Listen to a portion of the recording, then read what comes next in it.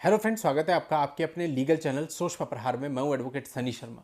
देखिए दोस्तों, आज की इस वीडियो में आप लोगों की, आप व्यूअर्स की प्रैक्टिकल समस्याओं का आंसर मैं देने वाला हूं। यानी कि आपके ऊपर एक एफआईआर दर्ज हो चुकी है या फिर आपको ये पता है कि आने वाले कुछ ही दिनों में हमारे ऊपर एफआईआर दर्ज हो जाएगी।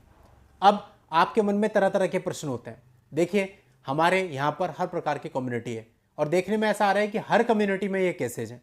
आप देखिए, गरीब से गरीब आदमी है, उसके घर पे भी 498 चल रहा है, मजदूरी कर रहा है, वो 498 उसका चल रहा है। एक मिडिल क्लास पर्सन है, उसके यहाँ पे भी 498 चल रहा है। बहुत अप लेवल पर्सन हैं, उनके भी ये सारे केसेज 498 मेंटेनेंस चल रहे हैं। आप देखो कितनी सारी बॉलीवुड सेलिब्रिटी को आप आजकल देख रहे होंगे, उनके भी ये सब केसेज चल रहे हैं।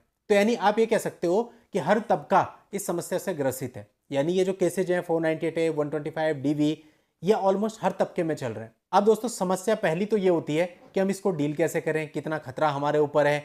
और दूसरी समस्या ये आ जाती है उस तबके के लिए जो कि मिडिल क्लास से बिलोंग करता है या फिर लोअर मिडिल क्लास से बिलोंग करता है। उसको ये भी होता है कि भाई कितना पैसा लग जाएगा, उसको आइडिया ही नहीं होता। और कई बार सैलरी भी कम होती है, 20,000 रुपये सैलरी है बंदे की, 25,000 रुपये सैलरी है बंदे की, तो उसको ये पता ही नहीं होता कि कितना पैसा इसमें लग जाएगा।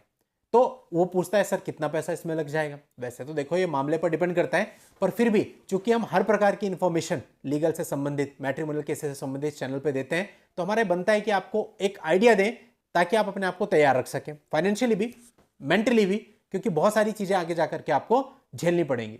कई बार मैंने ऐसे देखा कि इनिशियल लेवल पे क्या होता है कि बंदा ये कहता है, सर सर आपको नहीं पता मैं कितना मेंटल स्ट्रेस झेल रहा हूं। अब मेरे को क्यों नहीं पता होगा, मेरा तो काम यही है, मेरे को तो पता है कि एक्सट्रीम लेवल क्या हो सकता है स्ट्रेस का, लेकिन उसको नहीं पता कि मेरे को पता है कि इसका एक्सट्रीम लेवल क्या होता है। तो मैं एक ही बात उनको कहता हूं कि भाई, जो प्रेशर आप अभी झेल रहे हो और जिसकी वजह से आप इतने मेंटल प्रेशर में हो, वो टोटल प्रेशर का 5% भी नहीं है, क्योंकि अभी तो मामले शुरू नहीं हुए, अभी तो हैरेसमेंट शुरू भी नहीं हुई। अगर आप अभी से ये कहोगे कि भाई मैं तो टूट गया, मैं तो बर्बाद हो गया, मेरे से तो सोचा नहीं जा रहा, मेरे से खाया नहीं जा रहा, मेरे से पहना नहीं जा रहा, मुझसे चला नहीं जा रहा, तो फिर आप फाइट कैसे करोगे? क्योंकि पिक्चर तो अभी आनी है, अभी तो टीजर आपके सामने आया है, जब आपको कॉल आया वुमेन सेल से या आपको धमकियां मिलने लगी, लेकिन पूरा ट्रेलर आएगा, पूरी पिक्चर आएगी, वो भी देखनी पड़ेगी। तो आपको पहले से वेल प्रिपेयर्ड रहना पड़ेगा उन चीजों के लिए मेंटली।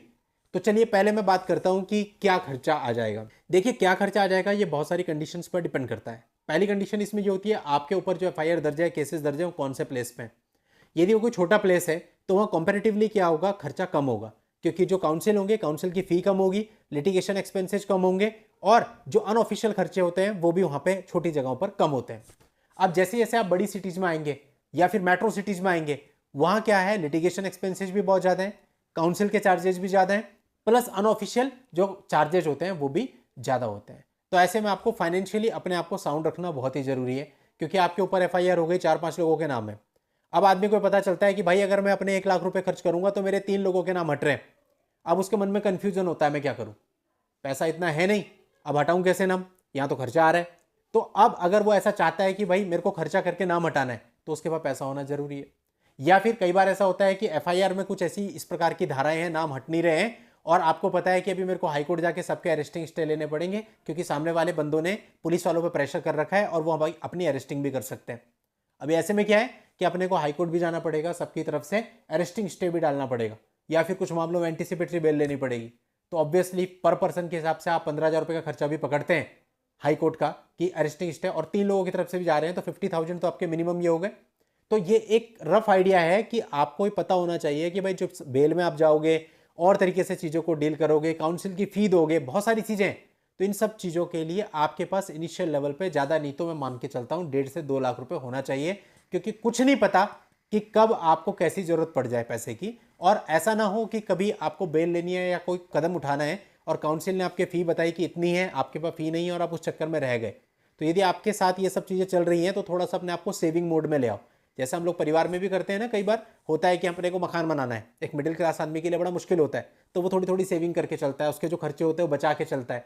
तो इसी तरह से अगर आपका भी इस तरह का दौर चल रहा है तो आपको समझ के चलना है कि आपको सेविंग करके चलनी है, और जहां पर आपका 5 रुपए में काम चल सकता है वहां पे 10 रुपए खर्च नहीं करने, ताकि आप उसी पैसे को अपनी सेफ्टी के लिए बाद में यूज कर सको। तो ये तो फाइनेंशियल बात होगी। मेंटली भी मैं आपको कहूंगा, आपको बहुत ज्यादा मजबूत रहने की आवश्यकता होती है।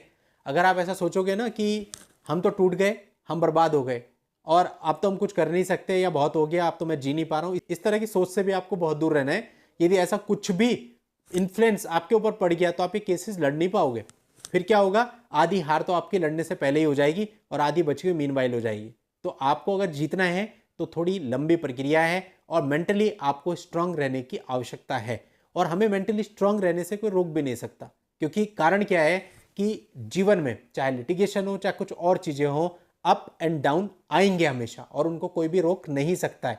उनको केवल आपको उनका केवल आपको सामना करना होता है। तो जो चीज हमको पता है कि यह होनी ही है, उसका सामना हमने करना ही है, तो फिर यह हमारे ऊपर पूरी तरह से निर्भर हो जाता है, हम रो करके उसका सामना करें या हम हंस करके उसका सामना करें।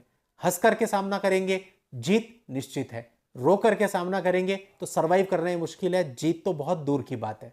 दोस्तों उम्मीद करता हूं कि वीडियो आपके लिए यूजफुल रहा होगा। आज की इस वीडियो में इतना ही। नेक्स्ट वीडियो में नई जानकारी के साथ मैं आपसे फिर मिलता हूं। तब तक के लिए good bye and thank you for watching. Take care.